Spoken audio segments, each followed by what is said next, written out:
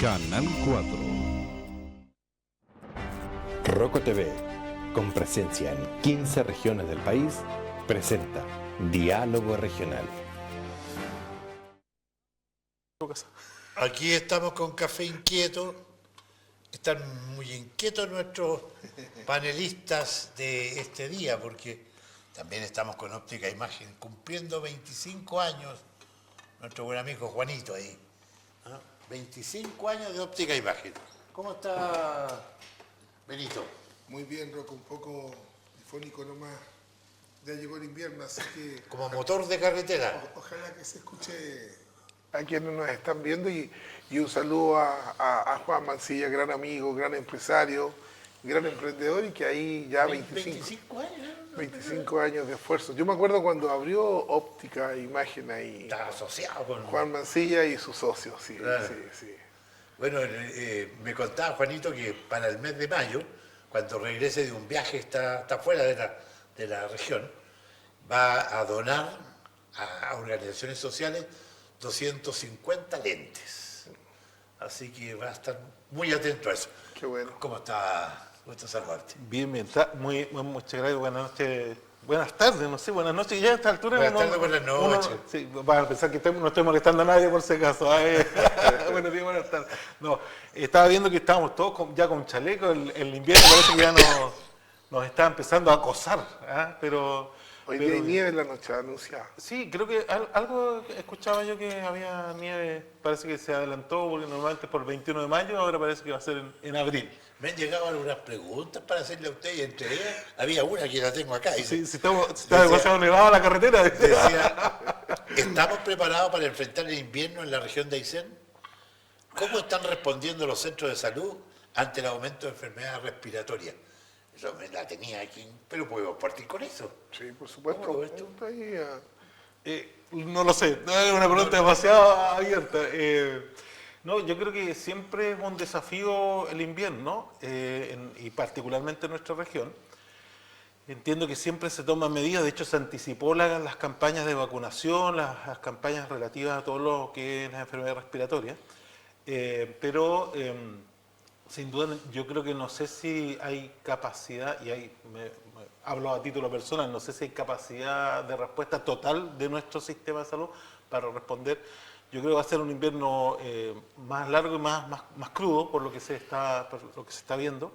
Creo que en eso ayuda mucho lo que puede hacerse desde el punto de vista preventivo, desde el punto de vista de vacunación, de inmunización y también de cuidado con las distintas exigencias que tiene la climatología en nuestra región. Normalmente se toman providencias para poder tener capacidad de respuesta, pero desde la ignorancia no sé si están todas las condiciones, porque uno presume que sí, pero no necesariamente puede achuntarle. Pues yo te puedo asegurar, porque estuve ahí el martes pasado en urgencia y había gente que venía de Guadal que ya llevaba una noche durmiendo en camillas, porque no había cama. Sí, yo ahí quiero agregar que a nivel de las autoridades ya se hicieron las primeras reuniones de coordinación para lo que pueda ser eventos climatológicos y que con la experiencia que tiene la región de Aysén, porque o tenemos un terremoto, o tenemos un aluvión, o tenemos un desastre por la salida de algún lago, pero nosotros todos los años nos vemos enfrentados a situaciones graves producto del clima. Distinto es lo que pasa en el tema de salud. Las capacidades son muy limitadas y ahí lo único que nos puede llevar a que mejore la condición en invierno por el lado de los servicios de urgencia es la prevención. La prevención, la vacunación a tiempo a quienes tienen que ser vacunados por sus factores de riesgo y eso va a ayudar a que los servicios de urgencia, los niños, los bebés, sean... Pero sabes que hay un tema que yo creo que falta y que le voy a dar el mérito a don Luis Claría. Don Luis Claría hace unos días escribió un posteo en redes sociales respecto a que... Trabaja en el MOP. Trabaja en el MOP, pero es un dirigente gremial, comerciante. A veces tenemos serias diferencias de opinión. Negocio, ¿no? Sí, ¿No lo cerró? está stand-by. Está mal. Mundo Patagonia creo que se llama una plaza de juegos, Plaza Ese Patagonia. que está a la esquina de los Sí. bomberos. etcétera. Exactamente. Y él hace unos días atrás hizo un posteo que yo lo encontré de todo sentido, que hace meses atrás también lo conversamos por ahí a través de WhatsApp, y que para esta época del año y para estos momentos que estamos en una crisis en los servicios de urgencia, es un hecho, habría que implementar con el ámbito privado y principalmente para servicios de urgencia de menor gravedad a la habilitación de las mutualidades, tanto de la Cámara Chilena de Construcción como de la Mutual de Seguridad, que cuentan con box médicos, con camilla y con un sistema primario de atención que pudiese ser un filtro para urgencias que puedan ser tratadas a nivel 100% ambulatoria o inclusive algún tipo de exámenes, porque también no se olviden que desde el hospital a lo mutual se mandan a hacer radiografía. Sí. Entonces, yo creo que por ahí igual nos falta ir abriendo el espectro para que en estas situaciones que se van a dar nos preparemos mejor como comunidad, como un todo. Nos empiezan a llegar preguntas. No sé, ¿Zapallar está en la quinta región? En la quinta, sí. Claro, pues me llegó una. Que se vaya. Perdón. Saludos a Zapallar entonces, si nos ven desde allá, yo creo que ya no, es extraordinario. Me alegré porque dice que el alcalde de Zapallar estaría cortando el desfile del 21 de mayo por falta de presupuesto. Ya, no.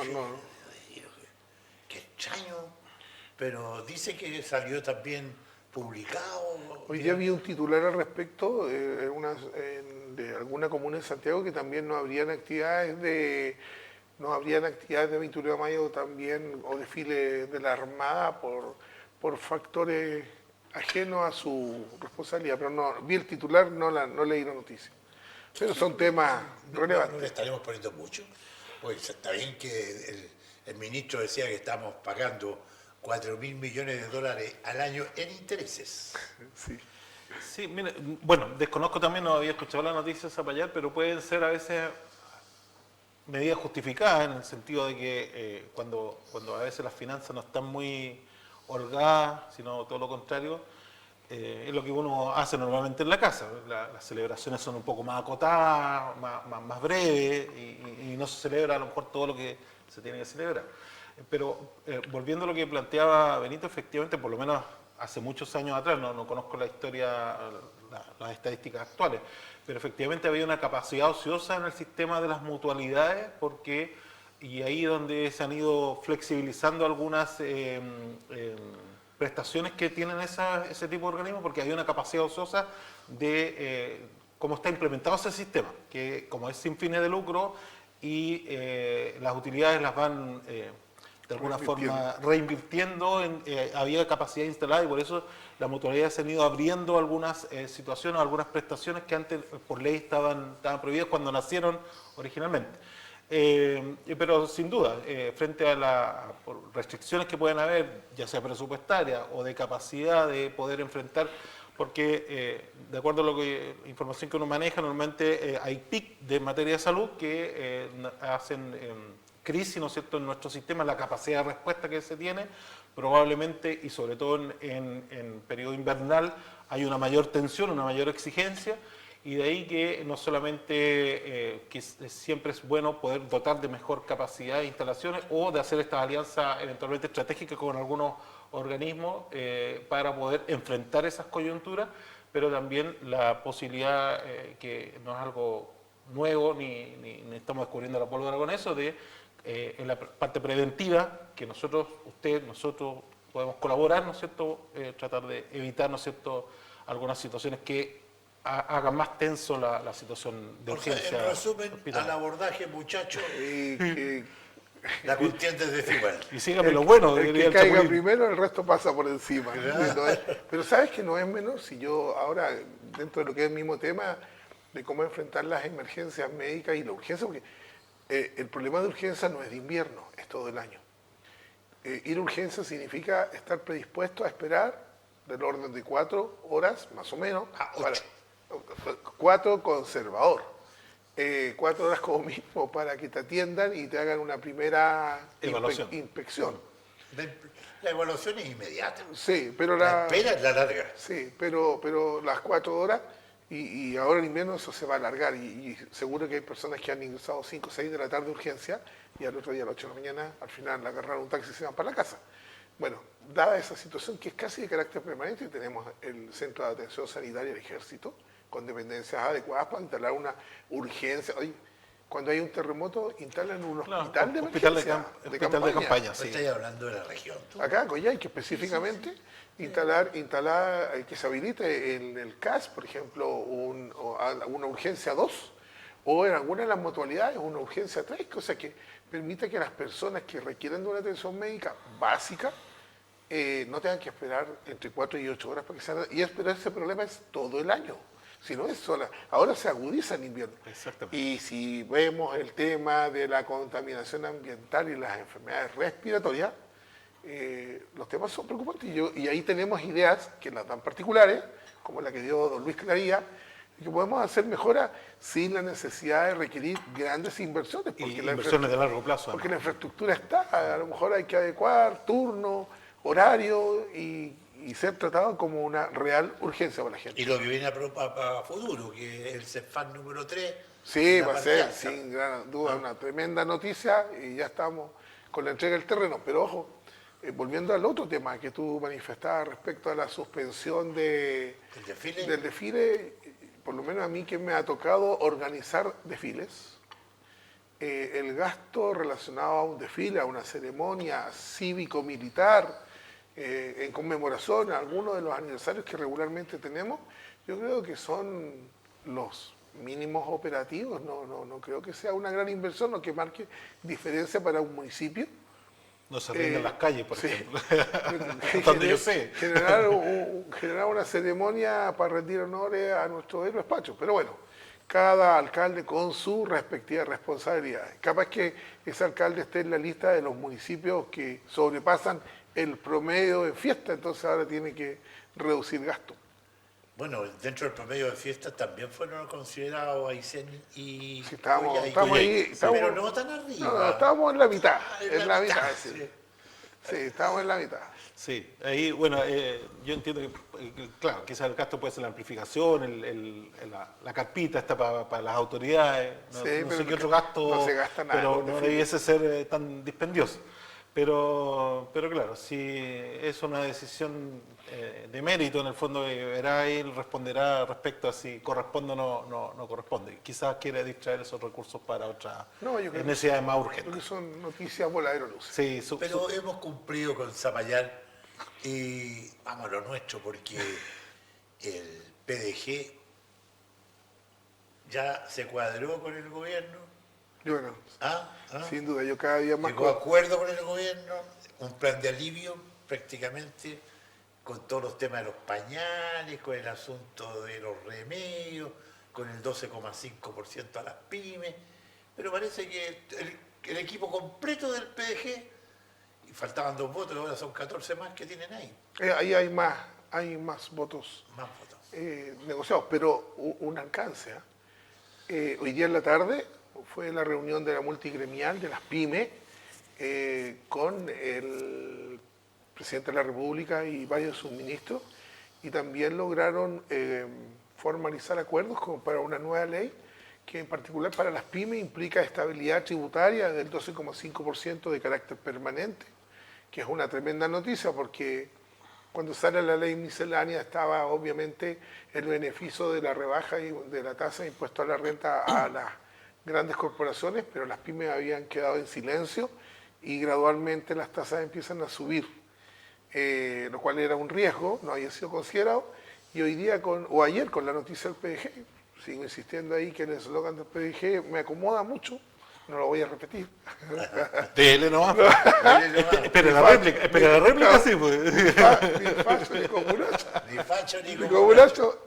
Acomoda que el impacto de algunas medidas efectivamente le peguen a la clase media, que, ojo que la definición de clase media es un espectro muy amplio, ojo, pero que medidas como la devolución del IVA a a pacientes con alto consumo de medicamentos, tal vez ahí tiene que la ley asociarlo si van a ser remedios GES o algunas otras condiciones. Sobre todo a través del Banco de Estado, dicen que va a Con ser. la famosa billetera electrónica, el tema de los pañales, bueno, hay una serie de cosas, el tema de las pymes, que ya van dando luces de que el espectro de apoyo solo a la idea de legislar ha ido creciendo y bueno, la pelea chica vendrá después con cada una de las 5 variables que tiene la ley miscelánea. Pero se habla de permanente y no transitoria. O sea, Permanente.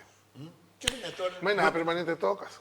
Bueno, yo lamento esta definición del PDG, creo que es una mala ley esta ley miscelánea, ley tutti frutti, ley que en realidad esconde una reforma tributaria muy regresiva, muy favorable para los grandes empresarios, no para la persona del kiosco, no para el almacén, no para el almacén de barrio, sino para los grandes empresarios. Creo que esos 4.400 millones que el Estado va a dejar de percibir, que no se van a recuperar prontamente por crecimiento, y así lo dice grandes economistas que no pueden tildarse a izquierda precisamente.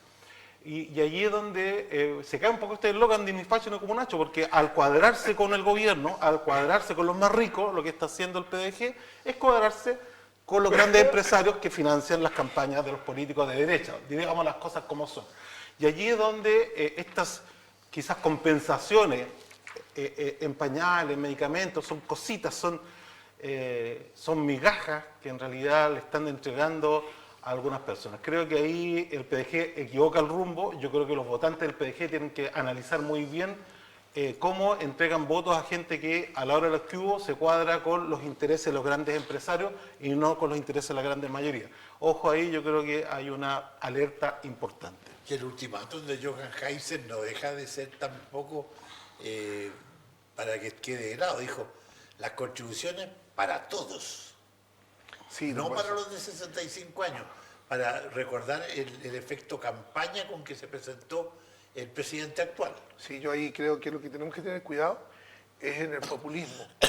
El populismo Las del lado, municipalidades como están en el este populismo momento. del lado que venga, ¿no? Porque es súper fácil lanzar un mensaje poco menos que gratis para todos, pero no es gratis para todos porque alguien lo tiene que pagar. Cuando un político regala, no regala de su plata, regala de la plata de todos los chilenos, porque al final ese regalo lo pagamos todos de una u otra forma con más impuestos o con restricciones de algún tipo de servicio. Entonces, yo creo que son gritos a la gradería para no perder posicionamiento. Yo creo que hoy día lo que tenemos que llamar a todos es a aplicar el sentido común. Yo creo que en la rebaja de las contribuciones los adultos mayores de 65 años, creo que no debiera ser universal. Tenemos que usar el sentido común Pero ahí. normalmente ya está esa. Sí, y hay un beneficio para la Hay tercera edad, beneficio. sí. Creo que debiera analizarse muy bien a quién le corresponde. Por ejemplo, yo lo voy a dar como un ejemplo, y es un ejemplo que uno conoce en la realidad, en lo sensato, en el mundo real. Yo tengo varios amigos, matrimonio de profesores, que se jubilan y pasan a calidad de pobre. Porque Claro, se jubilan, le son... bajan mucho. Las pensiones de Por, AFP. por eso mismo, baja. Entonces, claro, durante toda su vida fueron muy ordenados, muy meticulosos, cuidadosos, educaron a sus hijos. Llega la hora de descansar y su remuneración se recoge a 1/3. Y resulta que tuvieron la oportunidad de comprar una vivienda de buena ubicación, que hoy día, por el alza de las construcciones históricas que hemos tenido Según todos los estos años, valores también. sí, por la plusvalía que obtienen, pagan construcciones gigantescas. Bueno, a personas de ese tipo porque de ese tipo de características yo creo que hay que dejarlos gratis. Pero hay personas Pasando que tienen... los 65 años. Pasando los 65. Hay personas que tienen 10 propiedades, viven en una y rentan las otras 9. Ya, ahí hay renta, hay ganancia, hay flujo. Bueno, las contribuciones que sean un valor justo, pero la universalidad de las medidas de los beneficios sociales, al final, y tenemos otro factor que ya salió como noticia, hay un uso y abuso de la gratuidad en base a información que no responde, y así quedan personas que necesitan gratuidad sin ese beneficio y otras que no la requieren, que lo tienen, pero porque los datos no son los verdaderos. Entonces, en ese sentido, tenemos que tener cuidado con el populismo. Y para cerrar la idea, Samuel, y darte el pase, yo creo que todo lo que sea universal tiene que ser revisado con lupa y realmente ir en apoyo de las familias que más lo necesitan. Aunque parezca anecdótico, voy a estar de acuerdo en este punto, de las contribuciones universales. Lo planteó ayer Nelson Maldonado también. ¿Y por qué es tan cierto que puede haber un consenso casi a nivel transversal? Por cuanto se hizo un estudio, ¿no es cierto?, de quiénes se verían más beneficiados con una exención de contribuciones, el no pago del impuesto territorial por propiedades, y el gabinete del presidente Kast era muy beneficiado ahorrándose muchas lucas, ¿no es cierto?, no pagando estos impuestos de las contribuciones, no teniendo la necesidad de no pagar esas contribuciones. Y el problema de las contribuciones es que, lo explicábamos en un programa radial dentro de la semana, es que las contribuciones que paga una parte menor de la población de Chile, la mayoría de las propiedades están exentas porque por el valor de las propiedades, aporta en forma importante al Fondo Común Municipal. El Fondo Común Municipal, que son recursos que obtienen las comunas para poder, que no generen recursos propios, se compone de 3 componentes. Las contribuciones, que las pagan en general las propiedades de alto valor y que a veces se concentran, ¿no es cierto?, en las 3 comunas del sector oriente de Santiago, las patentes comerciales y los permisos de circulación. De eso se compone el Fondo Común Municipal. ¿Y cuál es la importancia de eso? Que los municipios son muy dependientes. En la región de Aysén, el 80% de las 10 comunas requiere el Fondo Común Municipal, y la comuna de Tortel, el 96% de su ejercicio presupuestario es el Fondo Común Municipal. Por eso que, ojo ahí, con un beneficio que a primera vista suena muy atractivo, suena muy popular y populista, pero que puede tener repercusiones importantes en las arcas municipales.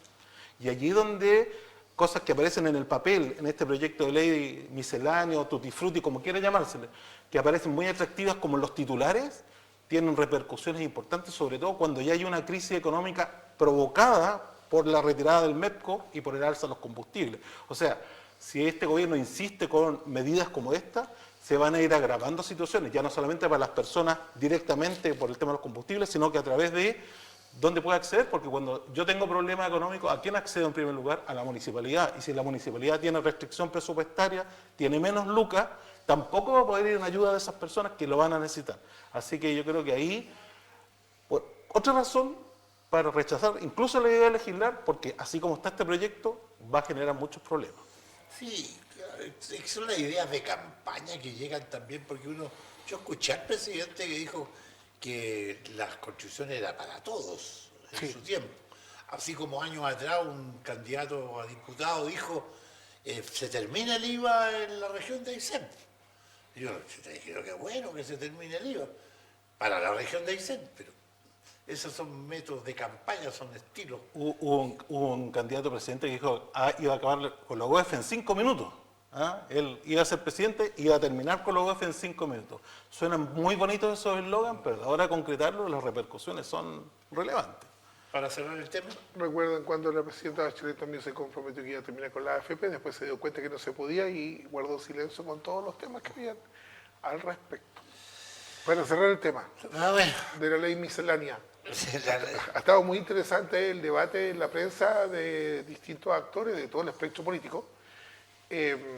Hay por ahí un par de parlamentarios que se han hecho notar mucho respecto al tema, haciendo un llamado y guardando reserva de constitucionalidad. Yo creo que la democracia obliga a que la ley sea aprobada o no aprobada, la idea de legislar, sea votada, o que pase por las distintas comisiones del Congreso.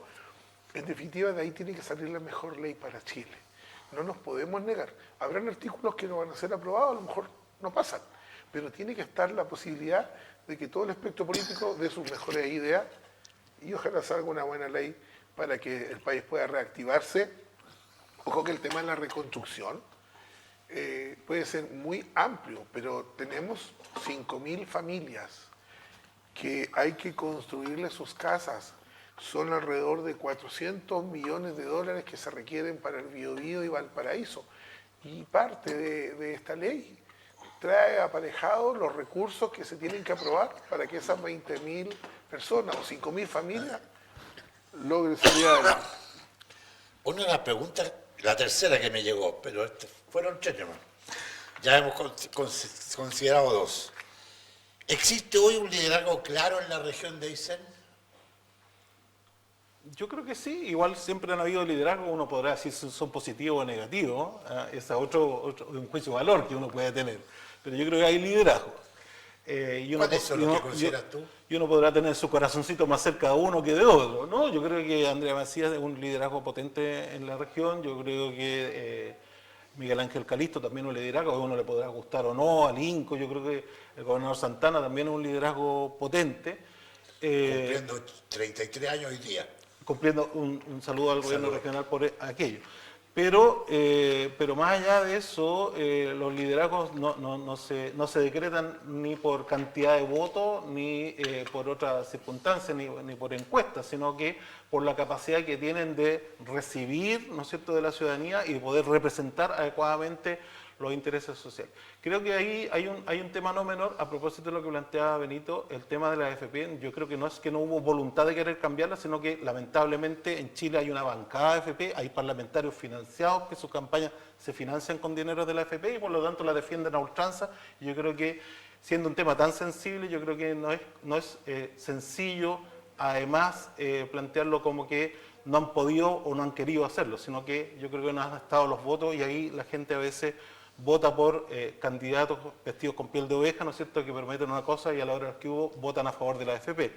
Ahora, extraña esto de que un proyecto que se viste con ropajes de reconstrucción, entendiendo que hay una necesidad social importante, sobre todo la gente damnificada, que requiere recursos, lo que haga es que el fisco tenga menos recursos, porque reducir los impuestos no se ha dicho bien cómo se va a compensar. De hecho, se dice que se va a reducir el impuesto para que las empresas inviertan más y recuperar la vía de crecimiento. Todas las explicaciones dicen que se recupera un 0,5 del PIB en 10 años, o sea, ni siquiera es dinero actual en las condiciones favorables para incluso recuperarlo. Entonces, es muy contradictorio, esto es un caballito de Troya, yo digo, lo estaba pensando que un caballito de Troya. Se viste con ropaje de reconstrucción, con la necesidad de la gente que sí tiene de recuperar su vivienda, pero al final es un beneficio solamente para el 1% más rico o incluso para el 0,5% más rico con las propuestas que tiene ese proyecto que está en discusión. En cierta manera, Absolutamente, ¿no? Yo creo que no siempre estamos hablando de los más ricos, los más ricos. no, que eso es parte también del discurso populista en cuanto a que está la lucha de los ricos contra los pobres o de los ricos contra los explotadores. Y la clase media queda colgando. Entonces, en esa pelea o en esa discusión ideológica nos olvidamos de lo que realmente se necesita para este país. Este país necesita, y qué bueno que sea con los empresarios que tengan más recursos en este país, generar inversión. Uno de los artículos o uno de los ápices que viene en el proyecto de ley es generar invariabilidad tributaria para inversiones nacionales o extranjeras superiores a los 50 millones de dólares por 25 años. O sea, a mí me gustaría que lleguen 100 empresas o muchas empresas del extranjero a generar empleo, porque la mayor acción social que puede tener el sistema es que le dé empleo a la gente para que pueda vivir bien. Empleos de calidad, empleos que no sean solo de martillo y serrucho o de pala y carretilla, porque cuando hablamos de empleo en la región, esos empleos son... Hablamos de la construcción. Pues aquí es camino y casa. Entonces necesitamos que el capital humano se prepare de mejor condición para afrontar los desarrollos que vienen a futuro con todo lo que es el desarrollo tecnológico. Necesitamos primero más ahorro. Necesitamos que se generen los recursos para que exista más inversión. Y esa inversión va a generar más empleo. Y ahí viene la retribución social. Obvio que en términos de las arcas fiscales, este proyecto, y de acuerdo a la DIPRES, las recuperaciones de los déficits financieros van a estar del orden de los 6, 7 años, recién se ve equilibrio a los 10 años, y a los 15 años ya hay un superávit, de acuerdo a estas medidas. Pero si logramos que en 3, 4 años más se instalen empresas, aumente la inversión, muchas riquezas de este país se fueron a vivir o llevaron sus capitales a Europa, o a Estados Unidos, o a otros países desarrollados. O a paraísos fiscales. O a paraísos fiscales. Las cosas... O sea, se lo llevaron a todos lados. Resulta que si nosotros logramos que esas inversiones vuelvan y se inviertan en bienes, en empresas productivas, a la larga vamos a... Hasta la década del 70 este país estaba Haití como el país más pobre de América y después venía Chile. ¿O no? Sí, pero ahí hay una contradicción. Fíjate. Sí, pero hay una contradicción que te pero lo voy a rebatir. Durante 40 años este país se desarrolló gracias a la inversión privada, al orden fiscal, a un gobierno de la concertación que con crítica y con desaveniencia lo hizo, en el largo plazo lo hizo muy bien, que fue negada por todo lo que significa la gente o los liderazgos del estallido social que quisieron borrar de la faz de la tierra el resultado de lo que significó los 30 años de democracia. Vamos a dejar afuera el periodo de Pinochet. Y resulta que hoy día... Es muy fácil dejarlo Lo afuera. vamos a dejar afuera Okay. para que no entremos, hablemos en democracia. No hay problema. Y resulta que después viene el estallido social, viene la incerteza jurídica, la incerteza tributaria, los medioambientalistas extremos que casi destruyen toda la industria del segundo producto más importante de este país, que es toda la industria acuícola. Y hoy día estamos tratando de volver a lo sensato, a buscar oportunidades con equilibrio. Entonces, tenemos la postura distinta. Yo creo que Haití no tiene familias ricas porque no generan empleo, porque todas arrancaron porque los podían matar.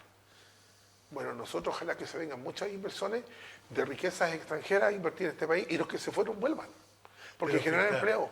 Pero fíjate que hace 2 días atrás nosotros estábamos conversando ahí en un supermercado nuestro de la Angélica, aquí en Baqueano, y una señora me escuchó.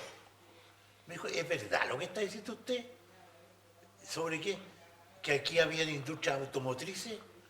Pero claro, dije yo de hecho trabajé en una, en la Peugeot, en la Renault, estuvo la Ford, estuvo la Fiat, estuvo la Chevrolet, la MG, la Simca. La Chevrolet Loop se hacía en Arica. En Arica, bueno, de Arica después se vinieron a Curacaví, a los Andes, a Rancagua, y no le puedo creer, me dijo.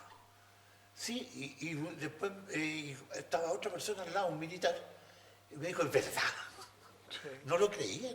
Sí. Entonces ha cambiado. Tuvimos industria fuerte aquí. O sea, hoy día Argentina fabrica autos, Ecuador fabrica autos, Colombia fabrica autos, Brasil fabrica autos. Como siempre.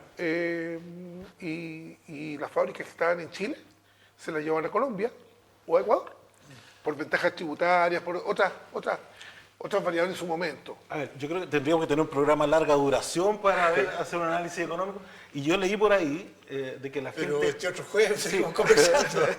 La gente, cuando ve estos programas, trata de que no hablemos tan técnicamente porque dice que a veces no elevamos mucho el nivel. Tratando de hacerlo en simple, porque yo creo que a veces no es procedente, ¿no es cierto?, ocultar periodos históricos. En Chile hubo un periodo histórico que se llama dictadura civil-militar, que fue entre el año 73 y el año 90. Yo te estoy hablando antes del 70.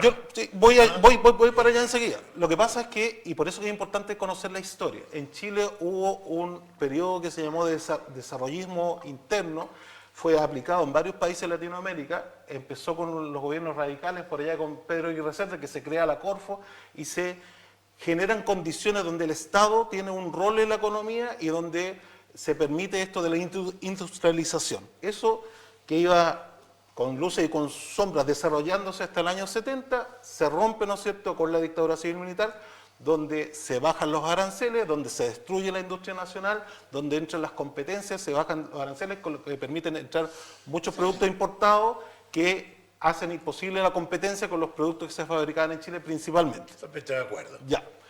Dicho lo anterior, el tema del desarrollo económico, ¿no es cierto?, el tema de los tributos, que puede ser una discusión en un sistema como el nuestro, ni siquiera vamos a entrar en un sistema socialista. Discutamos los tributos en un sistema capitalista, que es el que ocupa Chile, el que ocupa Estados Unidos y gran parte de Europa, ¿no es cierto?, para que la industria se pueda desarrollar, necesita calles, necesita infraestructura, necesita tribunales, necesita seguridad para proteger las propiedades, ¿no es cierto?, y para eso son necesarios los impuestos. La discusión respecto a los impuestos, y ahí es importante ver por qué esta ley en su génesis tiene malos fundamentos, e incluso el ministro no ha podido hablar bien la garantía del empleo, por ejemplo, de que esta ley dicen que va a producir empleo. Cuando le preguntan al ministro en la Cámara de Diputados, ¿usted garantiza que no puedo garantizar que va a producir empleo? O sea, ni el mismo ministro puede garantizar que esta ley va a producir empleo. No obstante, lo promociona. Estados Unidos, hasta los años 70, tenía impuestos corporativos del 50%. Durante la administración Reagan empiezan a bajar esos impuestos.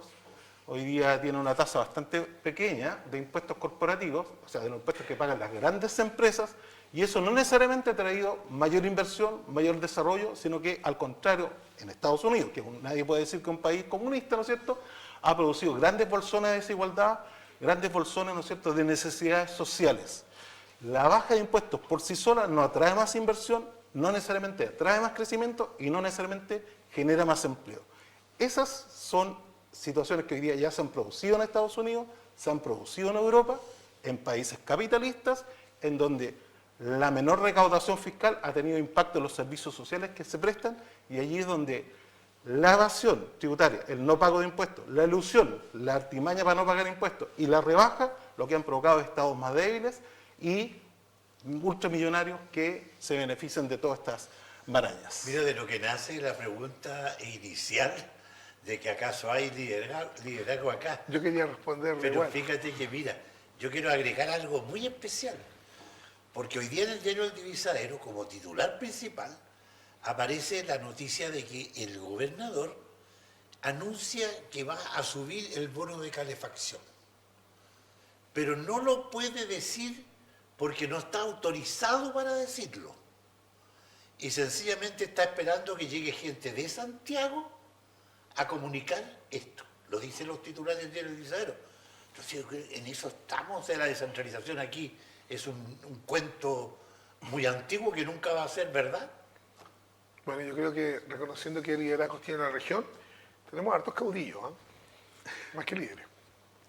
Y desde ese punto de vista, todavía yo no veo a un líder que pueda aglutinar todo el espectro como para defender temas de región. Cuesta mucho juntarlo. En este periodo electoral se dieron los primeros pasos con producto de la ley del tema del NEPCO, que uno vio que nuestros 5 parlamentarios fueron juntos a pedir audiencia con los ministros y tratar de hablar con el presidente. No es que la senadora no pudo porque tenía choque de agenda, pero estaba en el grupo. Que eso a mí ya me dio una buena expectativa respecto a que por lo menos se están encontrando ahora, no en el periodo anterior, puntos de encuentro. Tenemos liderazgos como muy relevantes, para mi gusto, como el del diputado Linco.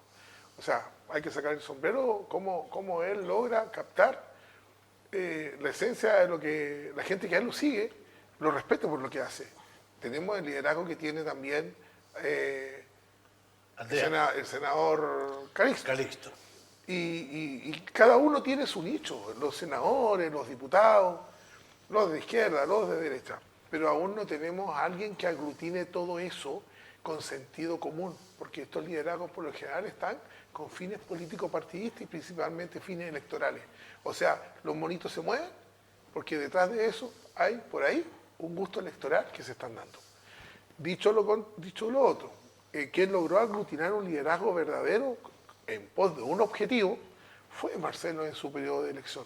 Él logró aglutinar un récord de votación de 32.000 votos para ser electo gobernador de la región de Aysén, y que gracias a Dios los resultados de su gestión realmente se están notando. Pero ocurren estos, para mi gusto, errores de comunicación. Para mí es un error. Porque no saben comunicar tampoco. Porque o entrego la noticia buena enseguida, pero no la puedo entregar a gotera.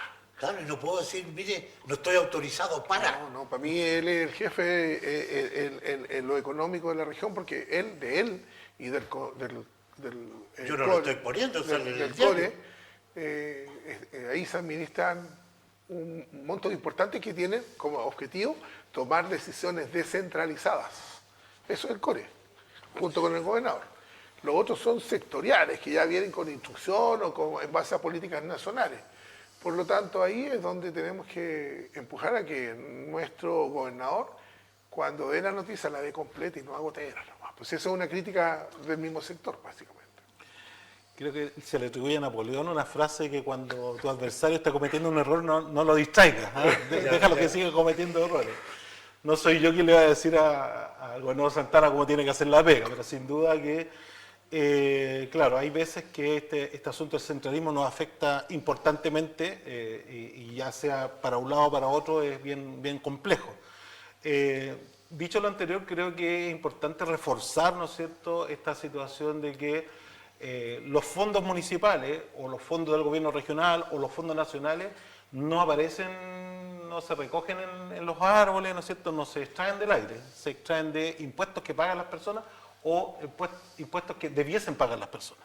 Y ahí también, por ejemplo, para que se puedan desarrollar mejor y puedan hacer las prestaciones sociales que se exigen tanto al gobierno nacional, al gobierno regional y el gobierno municipal, es que se deben pagar los impuestos que correspondan, y allí donde, sin duda, yo, si fuera parlamentario, votaría en contra de la idea de legislar con una ley que lo que va a hacer es recaudar menos y tener menos espacio para que las distintas áreas de nuestro gobierno puedan responder a las necesidades sociales que tenemos, que son urgentes. El mismo proyecto lo dice: educación, salud, seguridad, vivienda. Para eso son los impuestos. Por lo tanto, una rebaja lo que va a hacer es que el Estado, cualquiera de estos niveles, va a poder responder en forma más ineficiente a estas necesidades que son presentes. Pero la descentralización, ¿es real o sigue siendo un discurso? No, yo creo que a nivel de gobierno regional es real. Con el ámbito del presupuesto de lo que mueve el gobierno regional. En términos de... Y con la rebaja que está haciendo ahora. Sí, pero en términos de lo que significa el Estado a través de la delegación y la seremía con los ministerios, no, ahí hay absoluto centralismo.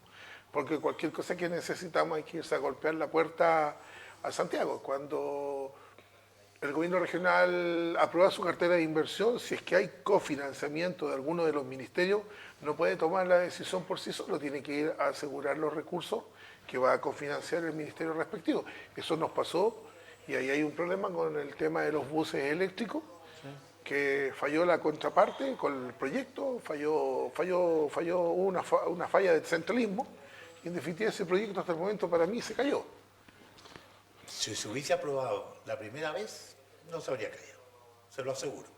Pero fíjate que en este momento el CIEP tiene una rebaja de 160 millones de pesos, el hogar de la obra Don Guanela tiene una rebaja de 160 millones de pesos también en el año, y no hayan que hacer.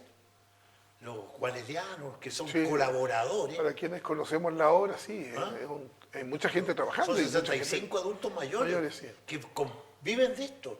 Y hoy día estaban desesperados, claro.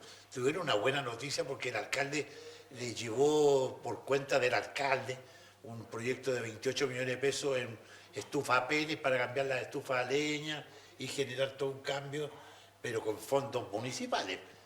Diciendo al alcalde en ese momento, lo escuchaba, estamos en muy buen pie en la municipalidad. Podemos hacer superávit. Ese recurso. También parece que a los bomberos les llegó algo. Sí, también. Cuando llueve todos se mojan, dice. Oiga, menos los que usan impermeable y el búfalo.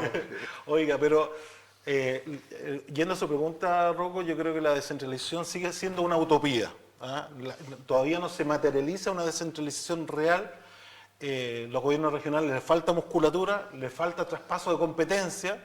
Hay una pugna importante de que el gobierno central no quiere entregar competencia, porque entregar competencia es entregar poder. ¿Sí? Hay que decirlo con todas sus letras. Si el gobierno central traspasa competencia a los gobiernos regionales, le está dando poder. Y allí es donde, en las manzanas de Santiago, donde se deciden los destinos del país, es difícil que quieran soltar poder y entregarle poder a los gobiernos regionales.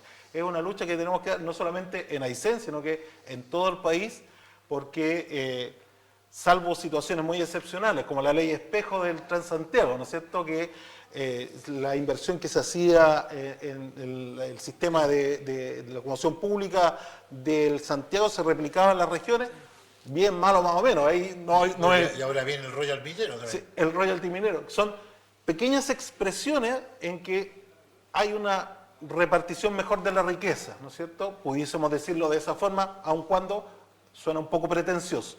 Pero, sin duda, mientras los gobiernos regionales no tengan competencias específicas en distintos ámbitos, y particularmente económicos, ¿por qué en nuestro gobierno regional, por ejemplo, no pudiese tener una empresa eléctrica o administrar una empresa eléctrica? A lo mejor no directamente, a lo mejor asociado con algún inversionista privado. Ni siquiera estamos diciendo una empresa enteramente estatal. ¿Estáis pensando en la Guaiteca tú? Estoy pensando en la calidad de vida, Hoy Caleta de Hortel. en la calidad de vida de los habitantes de Aysén. O sea, tenemos una generación eléctrica muy dependiente del petróleo, sabiendo hoy día las consecuencias del precio del petróleo, pero si tuviéramos una empresa eléctrica regional o intercomunal que pudiera ser con energías renovables, no solamente tendríamos una energía probablemente más barata, porque tenemos cómo producir energía más barata, sino también menos contaminante y Pero menos dependiente del petróleo. hoy día el viento le dio la oportunidad de elevar la primera torre a Edera Aysén, allá en el sector de Alto Baguales. Dicen que va a bajar un 14% en julio para las empresas pymes. Pero eso es por ley. No Por ley. No por generosidad de la empresa. No por generación, por sí, ley. por Pero- el acoplamiento del sistema Pero hoy día se del levantó sistema ya una medio, torre. Sí, no, hay mucho por hacer. Me agrada mucho escuchar de Samuel, darle oportunidad al mundo privado para que pueda desarrollar proyectos en concordancia con lo que sean los objetivos de los gobiernos regionales. Tienes toda la razón en el sentido de que le falta al gobierno regional la transferencia de... se me olvidó la palabra. Atribuciones, De competencias. competencia. Por ejemplo, nosotros tenemos la red de parques nacionales administrados por CONAF. Pésimo administrado por CONAF. Que debiera ser una transferencia de competencias para que Laguna San Rafael, Cerro Castillo y todos los parques y reservas que tenemos acá, que EULAT, sean administradas a través de la corporación con un criterio que fomente el turismo. Si hoy día un turista, ahora no, pero en marzo, quiere ir a caminar por nuestra reserva forestal aquí en los altos de Coyhaique, A las 5 de la tarde está cerrado. no, pueden ingresar hasta las 2 de la tarde y tienen que retirarse antes de las 4. Porque se trabaja con un criterio que no responde a la necesidad del usuario. Que EULAT tienes que llegar con el ticket comprado por internet al recinto porque si no, no puedes ingresar. Recorres casi 1000 kilómetros y cuando llegas a EULAT no hay entrada. Bueno, cosas que tienen que... Y eso, una transferencia de competencia nos podría ayudar mucho a mejorar incluso los ingresos que pueda generar por cada turista que ingresa al parque Laguna San Rafael. Es gratis. Imagínense los miles y miles de turistas que ingresan a Laguna San Rafael y no pagan nada. Anda a un parque en Argentina, anda a un parque en Estados Que Unidos, venden hasta los cuescos de anda a grano. un parque a Brasil, se paga la entrada. Y esos dineros se reinvierten en los mismos recintos. Y acá no, acá es gratis. El que cobran, más encima, son caros y con malos servicios. Tenemos aquí el Museo del Río Simpson, que está entre Coyhaique y Puerto Aysén. Cuando vienen los barcos de turistas, es paupérrimo lo que al final se entrega, porque es deficitario. Los 10 primeros que llegan al baño logran entrar con un proceso más o menos decente, pero del número 11 para adelante ya es un desastre, no hay quien los limpie. No, es un tema, la cara nuestra, y ahí yo creo que las transferencias de competencia son urgentes. La zona franca, transferencia de competencia. El tema es generar cooperativas eléctricas, mixtas, privada, estatal, a través de la corporación, en todas las zonas aisladas. Puede ser una transferencia de competencia. Parafraseando, podríamos decir más poder para las regiones. Sí, o sea, Alguien decía más poder para los SOE, pero digamos para las regiones para no complicarnos. Nosotros tenemos que desarrollar capital humano. Nosotros aquí en la región, quienes pueden, sacan a estudiar a sus hijos o estudian en las alternativas que hay hoy día, tanto en la Universidad de Aysén como en la Universidad Austral o en el CFT, pero tenemos que dar un paso más allá en lo que es enriquecimiento capital humano. Nosotros tenemos la capacidad, por el tamaño de la región, por las características de los colegios, de potenciar un sistema de educación bilingüe, paralelo al sistema formal, para sacar niños con idioma que se desarrollen a futuro en toda la industria del turismo. Y no se hace nada. Nada. Entonces, Ahí sería muy bueno, lo que pasa es, y ahí das como en el punto en el clavo, ¿no es cierto? Porque normalmente esas ideas, para que prosperen, tienen que haber un plan de desarrollo, un eje que defina, ¿no es cierto?, que vamos hacia allá. O sea, si el gobierno regional tuviera esas competencias, ¿no es cierto?, de hacer una planificación real, seria, cierta, ¿no es cierto?, con plazo, con objetivos, con metas, con un calendario, etcétera, donde pudieran, no solamente los organismos públicos, también la empresa privada, poder desarrollar esta región pudiese alcanzar niveles extraordinarios. El capital humano está, y yo creo que incluso las condiciones. El centralismo ahoga mucho. Yo que he sido funcionario público durante mucho tiempo, las mediciones que se toman a veces en Santiago, ¿no es cierto?, respecto a cómo deben operar los servicios públicos, limita el funcionamiento. O sea, te dicen, tú no puedes demorarte más el cumplimiento de los planes, ¿no es cierto?, las metas, los PMG y todo eso, limitan el desarrollo de los servicios públicos porque se toma la medida como si fuera Santiago la persona que toma el metro, la persona que toma el Transantiago. Y aquí la realidad es completamente distinta. O sea, si el gobierno regional tuviese competencias, pudiese definir un plan de desarrollo real, concreto, cierto, medible, exigible además, porque yo creo que eso es lo otro, porque a veces se comprometen cosas que después no se cumplen y nadie las controla. Siempre así igual, ojo. No, sí, pero todos. al menos tener esa ilusión, esa utopía de que haya más poder en las regiones para definir económicamente, políticamente y socialmente su destino. Bueno, ya estamos terminando. Se me quedó en mente un asunto que el MOP está negociando, pero esto a nivel también que uno viaja de acá, bajar el 30% del TAC. A nivel nacional También, son medidas de compensación por ley. Sí. Sí, son varios, son dos servicios. Uno son las concesiones de carretera y había otro servicio más que se está viendo la posibilidad de manejar. Pero también hay otras opciones. Hoy día la tecnología nos permite generar la focalización de la ayuda social con la billetera electrónica. Tú puedes identificar y puedes asignar recursos a quienes realmente lo necesitan. Tenemos que mejorar nuestro sistema de gestión y control y que la plata no se pierda en el camino. La modernización del Estado es una necesidad Sí, urgente. O sea, si yo le asigno a un niño de 20 años, 6.000 millones de pesos para demoler vivienda en Valparaíso, sin importar quién lo hizo, ojo, porque esto puede ser de cualquier lado, pero hacen eso y al final los dineros se pierden. Esa es una de las lucecitas que nosotros tenemos que apagar, o sea, que se deje de, que el Estado se modernice y tengamos focalización de la ayuda social. La educación es ayuda social. Tenemos que mejorar la calidad de educación de nuestros niños. Y mayor control con la corrupción y con los paraísos fiscales. Control con la corrupción. Sin duda. Mira, si al final el corrupto puede ser rojo, amarillo o No, azul. da lo mismo. Da lo mismo. Sí. Lo importante es que la corrupción hay que sacarla de nuestro sistema de vida. Absolutamente. A todo nivel. Porque tenemos O sea, a todo hubo color. una sentencia hace poco respecto al llamado caso Paco Gate, ¿no es cierto? Y yo creo que fue una de las primeras sentencias bastante drásticas en esa materia. Pero queda mucho camino por avanzar en ese ámbito. Pero tenemos que trabajar en el enriquecimiento del capital humano. Yo creo que la región tiene la oportunidad de desarrollarla, pero tiene que tener una mirada a 20 años. Independiente del gobierno que le toque, tiene que seguir la línea. Así ha prosperado Europa, dicen. Cuenta la leyenda. Despidámonos de algo nuestro. Se va el Pipo Rodríguez a Marruecos, al Titan, Forest. no, al Titan Desert.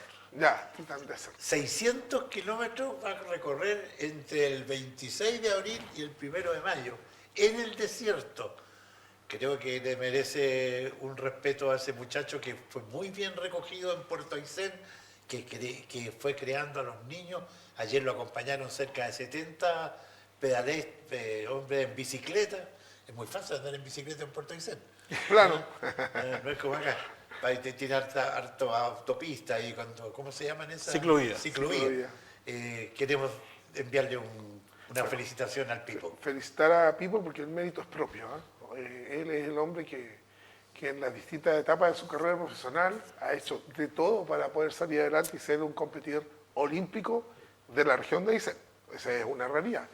Y también destacar el buen ojo, porque es buen ojo, que tuvo el señor alcalde de Puerto Aysén en darle a Pipo la oportunidad de desarrollar su labor profesional educando niños, porque al final esos niños los saca de la pasividad y de todo, haciéndolos andar en bicicleta. Y bueno, como tú decías, 70 personas lo acompañaron, ahora se va a África, Marruecos. a Marruecos, Sí. y a la vuelta seguirá desarrollando su proyecto con los niños, porque ahí está el futuro, si nosotros ya estamos... Hable por usted, no se proyecte. Nosotros tenemos que, de verdad tenemos que pensar en que lo que hagamos hoy día le va a impactar a nuestros nietos, a nuestros hijos, algunos ya son grandes. Pero yo estoy recontento porque hoy día mi hija, su hijo el domingo cumplió 1 año. Bien. Para allá tengo que trabajar. Para ella hay que trabajar, Hay que trabajar. para eso. ¿Qué te dice lo de Pipo? No, felicitaciones a Pipo, que le vaya muy bien. Creo que, sobre todo cuando personas como él, con su carisma, con su capacidad, pueden ayudar a que los niños, en el fondo, mitigar, de alguna forma neutralizar condiciones de riesgo que pueden tener nuestros jóvenes, eso es una labor que muy encomiable, hay que felicitarlo por aquello.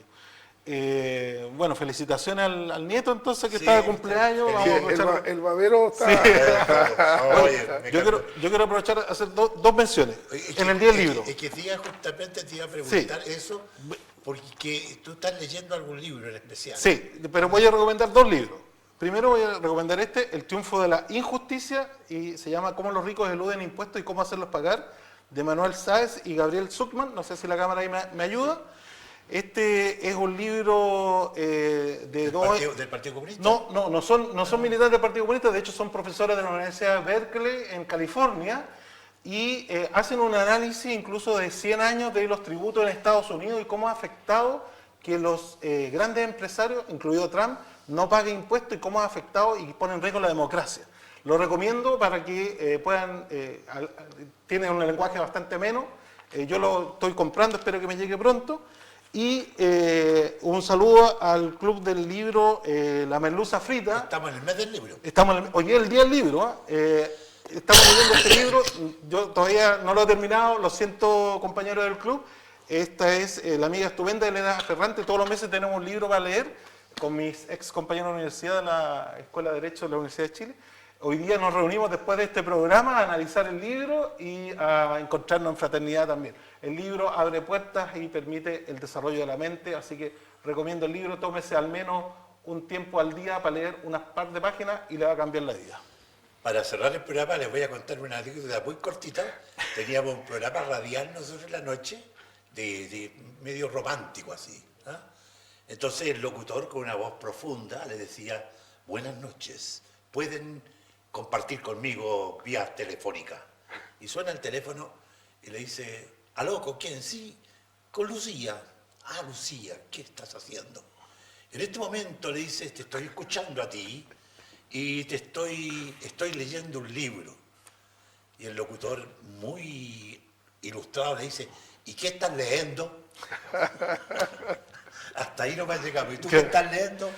Oye, vamos a... La amiga estupenda. Oye, y el día del libro es por William Shakespeare, ¿no es cierto? Y por Miguel de Cervantes. Así que ahí un saludo también a aquellos escritores. ¿En qué equipo juegan eso? No, ya no juegan, ya, pero son universales y son de todos. Voy a pedir una licencia, un segundo. Todas las licencias. Saludar a un gran amigo que vive en Valdivia y que sigue este programa, Patricio Murre, para ti, para tu familia. Un gran abrazo a la distancia. Yo a Julio Rosell le mando muchos saludos también. También. También nos escribió desde Puerto Aysén. Y hoy día el alcalde, Carlos Gatica Villegas, decía: yo a las 11:30 me vuelvo a conectar con Diálogo Regional. Nos vemos la próxima semana. Tenemos que seguir conversando y conversando. Absolutamente disponible. Sí. Muchas gracias. Nos Voy despedimos. a tener que buscar un libro que compita con ese. Claro, sí. Bueno, traigamos un libro. Estamos en el mes del libro, que Sí. es importante. Que me quedó la tarea. Sí, Yo hay soy muchas malo para cosas leer. que tenemos que hacer. La semana pasada le dimos justamente un homenaje a los bomberos, pero esta semana también tenemos que dársela a carabineros, que cumplen 97 años. 97 años. O 99. 99, porque es 99. Sí, lo saludamos la semana 27, pasada. del 27. Sí, Sí, pues, del 99 años. 99, porque fueron fundados en 1927. Sí. Un saludo para ellos. y Rumbo al nosotros, bicentenario. junto a Inquieto Café. Y me están llamando. Me están llamando, pero después le contesto. Debe ser Lucía. Debe ser Lucía. Carabinero me está llamando. Bueno, junto a Inquieto Café y por supuesto Óptica Imagen, que nos acompaña. Nos vemos mañana. Gracias.